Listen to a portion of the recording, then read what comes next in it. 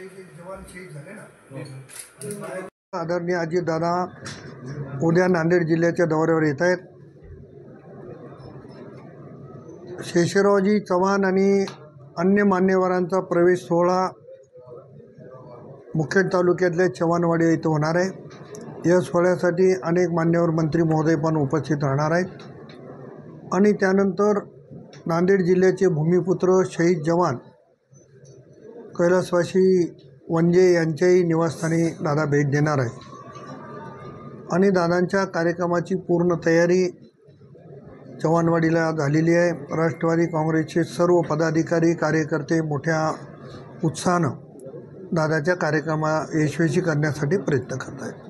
किती जण प्रवेश करणार आहेत? साधारणतः 100च्या वर आकडा जाईल अशी स्थिती आहे। मी आज दुपारी जाऊन परत आढावा घेणार आहे, पण 100च्या वर प्रमुख पदाधिकारी त्या ठिकाणी प्रवेश करणार जे काँग्रेसचे कोणी आहेत?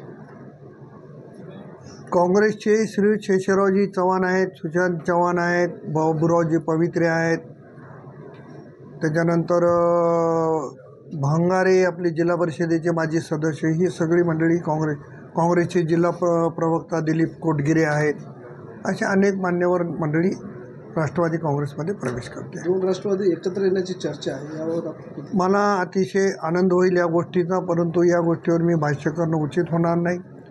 मी माध्यमाच्या मार्फतच ही बाब ऐकलेली आहे, त्यामुळे या गोष्टीवर माझी कोणाशी चर्चा झालेली नाही, परंतु आदरणीय नेते जो काही निर्णय घेतील त्या निर्णयाचं स्वागत आहे। यावं असं वाटते का?